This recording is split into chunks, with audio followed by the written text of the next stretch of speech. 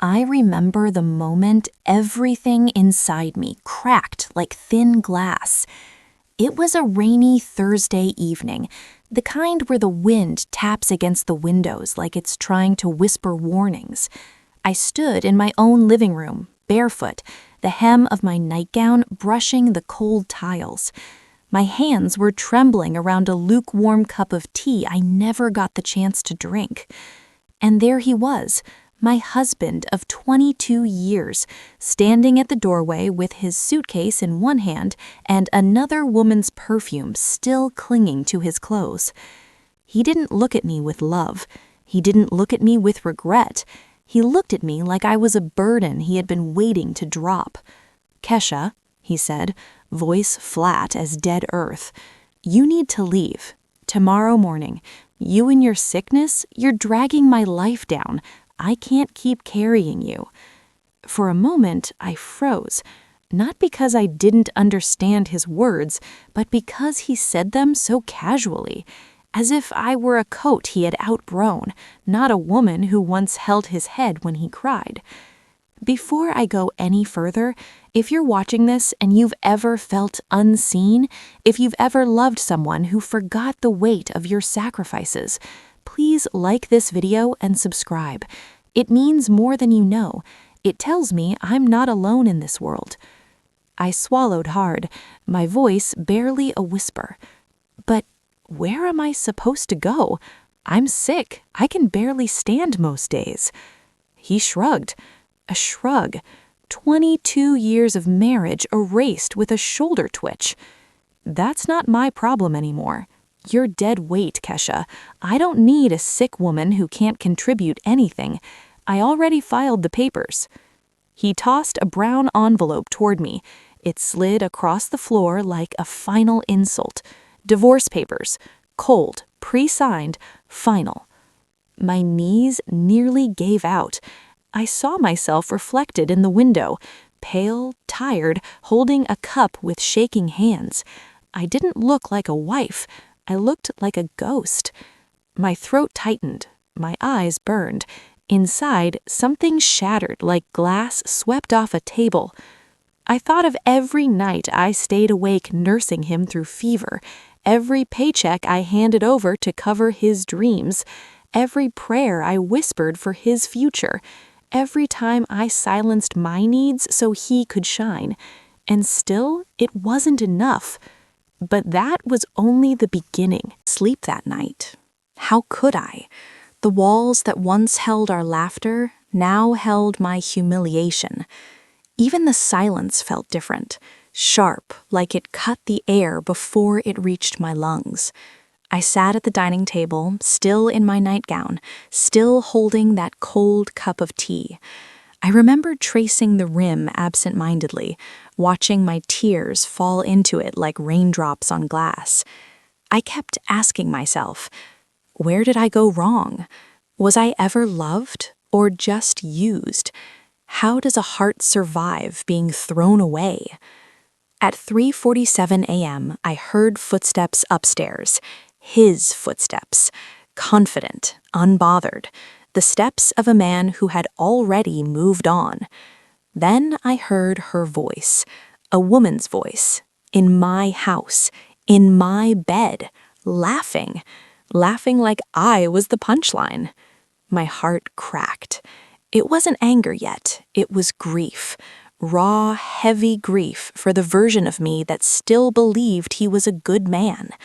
I pressed a hand to my chest just to feel something. A heartbeat.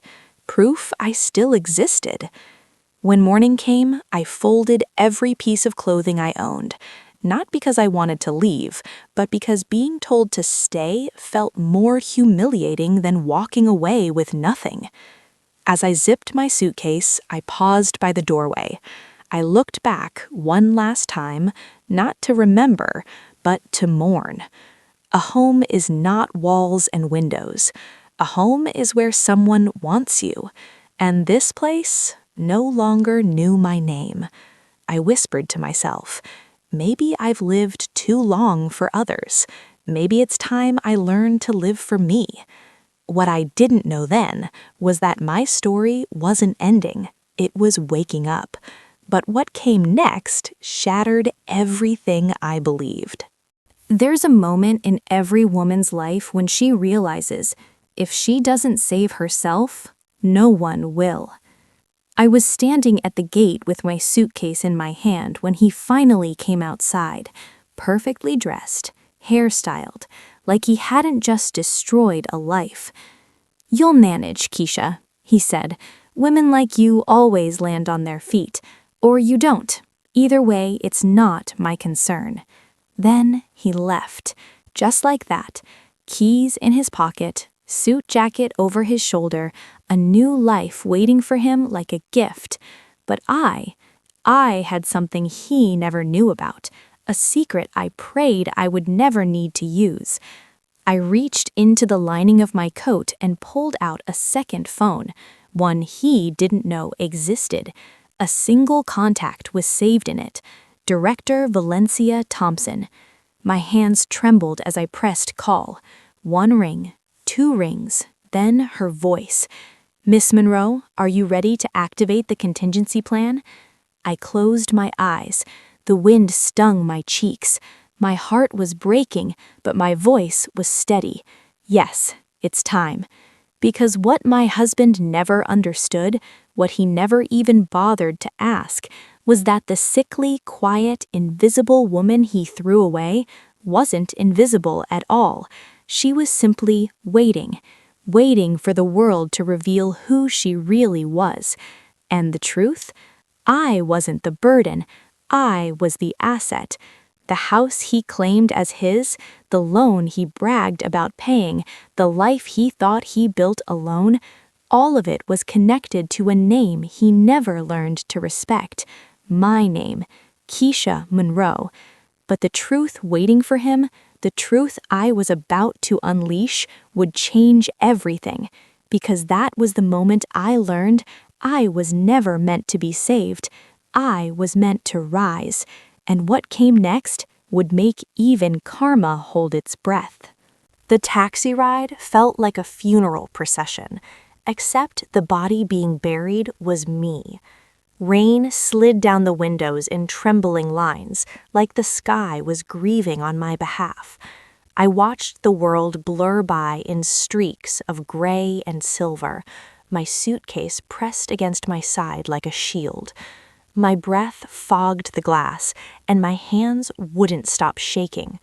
"Where to, ma'am?" the driver asked gently. I opened my mouth. Nothing came out.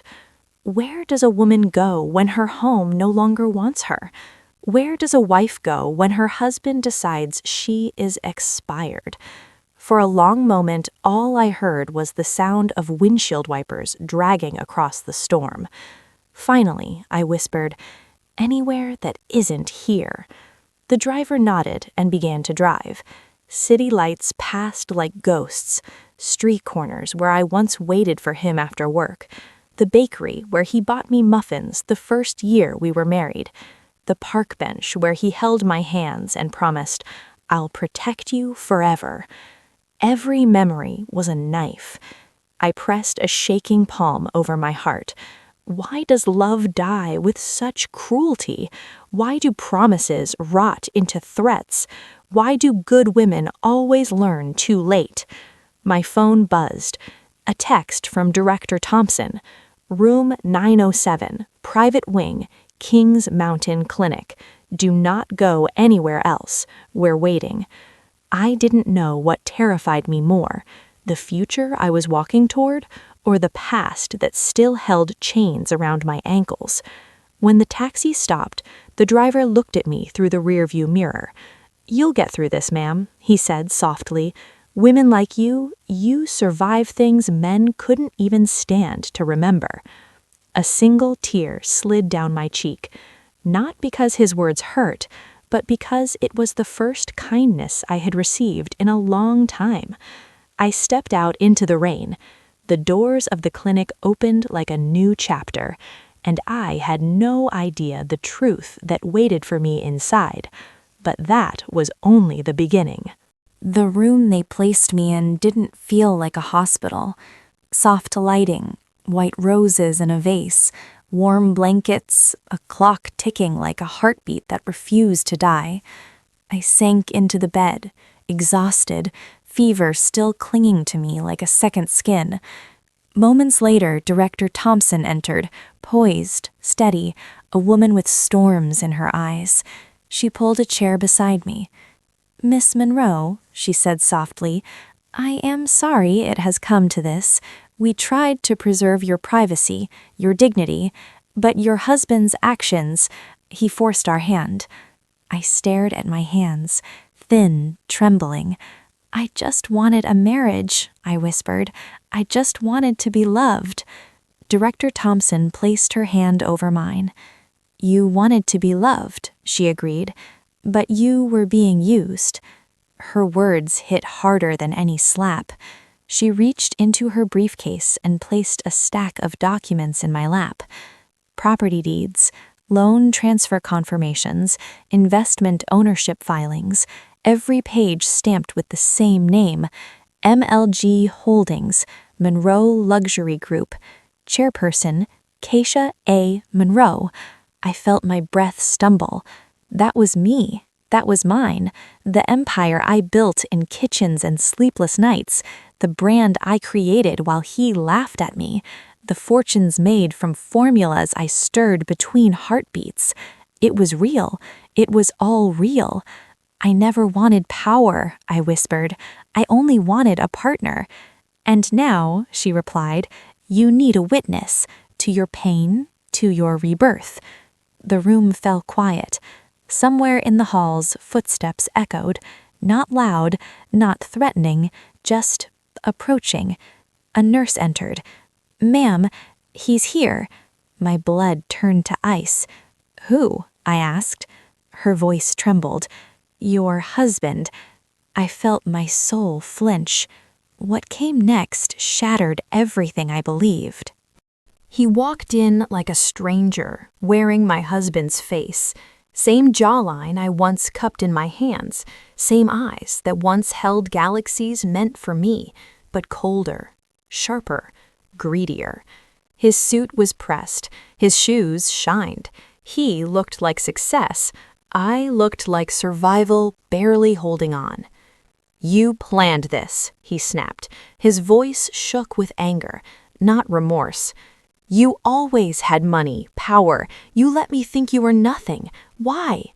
I stared at him, really stared. For the first time in 22 years, I saw him not as the man I loved, but as the man who loved control. "You never asked," I whispered. "You never cared to." Silence. Thick. Suffocating. He took a step closer. "So what now, Keisha? You want revenge? You want to ruin me?" A tear rolled down my cheek, not because of pain, but clarity. "I don't want to ruin you," I said quietly. "You've already done that to yourself." His eyes reddened with rage. "You'll regret this. No one humiliates me and walks away." I finally found my spine. "I walked away years ago," I replied. "My body just hadn't caught up yet." His mouth opened, but a voice cut through the room like a blade. "Mr. Carter," Director Thompson said from behind him, "you need to leave. Our chairperson requires rest." Chairperson. The word burned the air. He turned to me, disbelief in his eyes. "Keisha, what are you?" I met his gaze. Recovering. And finally, security escorted him out. But I knew this wasn't over. Not yet. Because Karma had just taken her seat at the table, and she was still hungry. The clinic became my sanctuary. Warm tea, soft blankets, hands that cared instead of blamed. In that bed, surrounded by quiet, I heard my own heart for the first time in years. The fever faded, the confusion lifted. The woman I lost began to come home. I journaled, I prayed, I sobbed like grief was leaving my lungs day by day, and every night I whispered into the dark, I deserve more. Not better, more. More respect, more tenderness, more truth. On the morning of the third day, Valencia walked in with a single sentence. It's time. Time for the papers to move. Time for the locks to change. Time for the truth to step into daylight. Not for revenge, not for ego, but for closure. Because justice is not loud, it does not scream, it simply arrives. And when it does, every lie trembles. I stood up. My knees shook, but my soul did not. I'm ready, I said. She touched my shoulder. No, my dear, you're rising. And I didn't know it then, but the next 24 hours would rewrite everything. What came next would bring him to his knees. While I was lying in a quiet clinic room learning how to breathe without breaking, my husband was raising a glass to my absence. I didn't see it with my own eyes, but I didn't have to. The reports came in later, neatly written, carefully detailed. Sometimes justice arrives in the form of paperwork. He took another woman, young, bright, untouched by struggle, to our house. He waltzed through the front door with her on his arm, pointing at the chandelier I chose, the couch I saved for, the kitchen I prayed in. He walked her through each room like a tour guide of a life he never truly built. This will all be yours, he told her. Our bedroom, our dining room, my favorite armchair by the window. He called it his kingdom. He called me his past. And while they laughed, while they planned golden curtains and bigger mirrors and imported Italian kitchens, he made the same mistake proud men always make. He thought the story was finished just because he slammed the book shut. But life doesn't end just because someone walks away from you. Somewhere between their laughter, he picked up his phone to pay for an extravagant catering order, a celebration for his fresh start. First card, declined. Second card, declined. Third card, contact your bank. He laughed it off, of course. Probably a network issue, he told her. I'm a VIP. They'll fix it. Pride will let your throat burn before you admit you're choking. He moved to his banking app. Instead of a balance, he got a message. Access temporarily restricted. Please visit your branch. He felt a pinch of fear, just a pinch, the beginning of a crack. Later that evening, as he tried to sleep in the bed he'd already promised to someone else, those words repeated in his mind. Access restricted. He thought it was about money. He had no idea it was about karma. Because the same way he had locked me out of my own home, life was quietly beginning to lock him out of his, and that was only the beginning of his fall. What came next would make his pride beg for mercy. The next morning, I sat by the window of my clinic room. The sky was pale, still waking up. I cupped a warm mug between my palms, feeling the heat seep into fingers that had held too much cold. I was learning how to sit with myself. No shouting, no accusations, just the sound of my own heartbeat. That's when Valencia walked in holding a thin, sealed envelope. "They've been served," she said calmly. I nodded, but my stomach twisted. "See, my child, justice, even when deserved, is still heavy to watch." At that very moment, across town, he opened his front door to a courier holding the same envelope. Inside, polite, legal brutality. A formal notice from the legal team representing Monroe Luxury Group Holdings. Not a bank, not just any company. My company. $4 million. 3 days to settle in full, or the house and all vehicles, the very assets he flaunted like trophies, would be taken under lien enforcement. He read it once, twice, 3 times. The words didn't change. He'd been so sure he was untouchable, so sure his salary, his title, his reputation made him safe. But paper doesn't bow to arrogance. Signatures don't tremble before ego. I imagined his hands shaking, his eyes scanning the words, "Sold to Monroe Luxury Group Holdings." That name again, the one he never cared to notice. Back in my clinic room, Valencia sat across from me. "Are you sure?" she asked gently. "Once this path is walked, there is no going back to the way things were." I looked down at my hands, these same hands that stirred formulas, folded laundry, held him when no one else did. I begged him silently for years to see me, to value me, to choose me. He chose my replacement instead. I looked up, my voice steady. He wanted a life without me. I'm simply granting his wish. Valencia gave a small, sad smile. Then we proceed. There are moments when your heart still loves, but your soul has already packed its bags. That was one of those moments, and I had no idea that while I sat there reclaiming my breath, he was running out of his. What came next would strip him of everything he thought defined him. One day, while sunlight poured gently through my window, he stormed into his bank like a man on fire. He didn't walk, he charged. He slammed his VIP card on the counter and demanded answers. You know the kind of man I mean, chest puffed, voice loud, trained his whole life to believe that money makes him more human than the rest of us. In his mind, mistakes happen to other people. "Explain this," he ordered the manager. "Why are my cards blocked? Why is my account locked?" The manager pulled up his file, eyebrows lifting just slightly. "Your balance is at 0, sir," he said calmly, "and your cards are fully maxed." "Impossible," my husband snapped. "My salary just came in. I haven't used that money." The manager turned the screen toward him. "Emergency debit.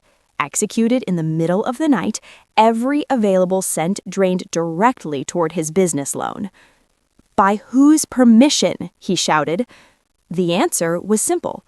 "By order of the current owner of your loan," the manager replied. "It's no longer held by this bank. It was sold months ago to a private investment entity, Monroe Luxury Group Holdings. They instructed the emergency sweep according to the terms you agreed to." He had signed the papers. He just never read the fine print. He didn't know there was a morality clause, the requirement to uphold family integrity, to avoid conduct that brings dishonor or public moral concern. He didn't know that throwing out a sick wife while parading another woman had consequences beyond broken hearts. When he walked back out of that bank, he wasn't a VIP client anymore. He was a man with no access, no liquidity, and a storm closing in. Valencia updated me that afternoon. "His accounts have been cleaned," she said. "The letter has been acknowledged. Fear has arrived." I closed my eyes.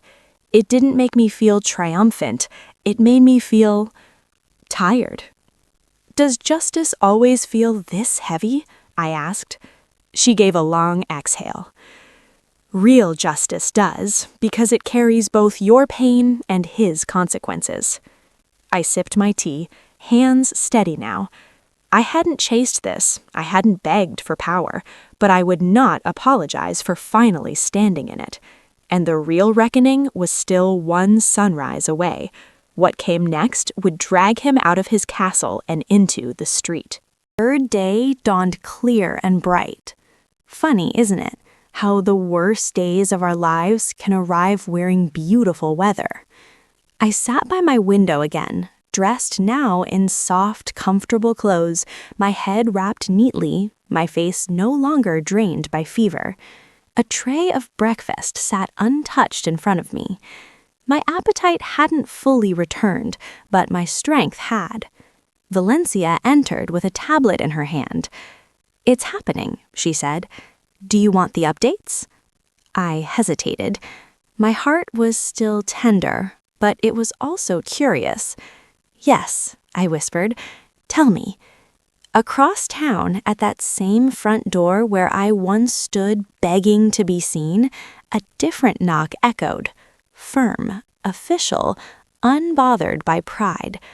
Court officers, legal enforcement, representatives of the law firm. He tried not to answer. He told his new woman to stay quiet. He hoped they'd go away. But some doors don't stop opening just because you're scared. Within minutes, they were inside, reading out the order, marking furniture, listing assets. He dropped to his knees, begging for more time. "Please, just give me a week. I'll fix this. I'll talk to whoever's in charge. This is all a misunderstanding." But loans don't care about tears. Contracts don't pause for panic. And that young woman, the one he chose over me, she watched the orange stickers being slapped onto the television, the artwork, the luxury couch. She watched movers approach his prize car. Her face changed slowly, from confusion to anger, from anger to disgust. She wasn't loyal, she was comfortable, and comfort was packing its bags. Within an hour, she was wheeling her suitcases out the door, her chin high, her voice cold. "I didn't sign up for this," she told him. "You said you were successful, not drowning in debt. I'm not going down with you." She left him there, on the driveway, surrounded by strangers boxing up the life he thought was his by right. As they sealed the door and towed the car, he ended up on the curb, in slippers, with nothing but his phone in his pocket and shame in his throat. Valencia's voice was calm as she reported it. "He is on the street," she said. "He has lost the house, the car, the illusion. All that remains is his ego, and it is crumbling." I pressed my hand to my heart. It hurt to hear, but it also settled something inside me. Because this was not just about revenge. It was a mirror.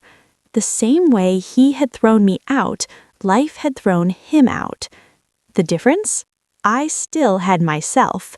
He had nothing. And yet, his lesson was not over, because broken men will still reach for the women they shattered, and that's exactly what he did next. What came next would bring his tears to my doorstep. My old phone, the one I used as a wife, not as a chairperson, lay on the table beside my tea. We'd kept that number active on purpose. "Loose ends need somewhere to call," Valencia had said. Around midday, the screen lit up. His name. For a moment, my thumb hovered. I could have ignored it, blocked it, let karma finish the conversation without me. But closure requires courage. I answered. His voice hit me like a storm, broken, shaking, full of a kind of desperation I had never heard from him. "Keisha, please, please, I'm begging you. They took the house, they took the car, my accounts are empty, Simone left. I'm sitting on the sidewalk like a stray dog. What is happening to me?" I could hear traffic, voices, the sound of his breathing turning into something close to a sob. For years, it had been me calling him from lonely places. Now he was calling me from the ground. I took a slow breath. In that moment, I could feel my younger self, the girl who forgave too easily, who absorbed blame that wasn't hers, who would have rushed to rescue him. She stood up inside me, and then, quietly, sat back down. "I think you already know what's happening," I said softly. "The same life you told me to face alone has finally turned its face toward you." He cried harder. "Tell them to stop. Whoever they are, I'll come back home, I'll take care of you. I'll rip up the divorce papers. Just fix this, Keisha. Please, you're my wife. Help me." I looked around the room. The flowers, the documents, the quiet power humming in the air. "I was your wife," I corrected gently. "You fired me from that position the night you told me to leave and called me a burden." Silence. "I didn't know," he choked. "I didn't know you were this. I didn't know you had money. I didn't know you owned anything. If I had known—" "And that," I said, voice steady now, "is the saddest sentence I have ever heard from you. Because you're telling me that if you had known I was rich, you would have treated me better. You never once say, if I had known how much you were hurting, if I had known what you carried, if I had known how much you sacrificed. He didn't answer, because the truth was standing between us now, solid, unavoidable. I want to see you, he finally whispered. Please, just once, before I don't know what's going to happen to me. I glanced at Valencia. She watched me quietly, letting me decide. Some part of me still wanted him to see, not my money, not my building, me, the woman he misjudged, the life he threw away. Come to the Monroe Luxury Group headquarters, I said at last. Ask for the chairperson. He sniffed, confused.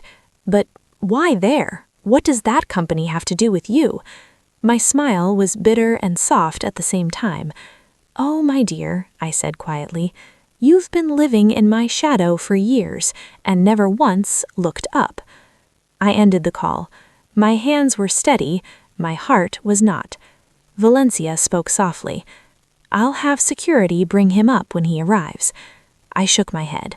No, let him walk through the front doors first, because some men don't learn until they stand small in the places they once thought were too big for the women they dismissed. What came next would take place under marble floors and glass ceilings, and for the first time in our entire marriage, I would be the one looking down. Of the Monroe Luxury Group headquarters was always busy.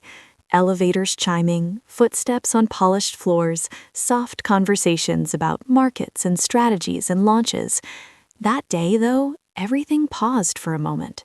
Security cameras showed him stepping inside. Rumpled clothes, eyes swollen from crying, pride hanging off him like a torn coat. He looked so small. The receptionist stiffened, unsure. He didn't match this world of tailored suits and quiet power, but Valencia's instructions were clear. Let him wait, she said, in the center, where everyone can see. I watched on the screen from my office for a long moment. You might expect I felt triumph, fire, satisfaction. What I actually felt was finality. This was not about revenge anymore. This was the closing of a door. The private elevator opened with a gentle chime. I stepped out, dressed not to impress him, but to honor the woman I had always been becoming. A deep-colored suit, a neatly wrapped scarf, comfortable heels, no glitter, no theatrics, just dignity. The staff greeted me softly. Good afternoon, Chairperson Monroe. He turned when he heard my name. The look on his face I will never forget. Shock, recognition, horror, regret too late and too loud.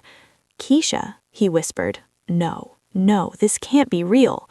I stopped a few steps away from him. Yes, I replied, it's real.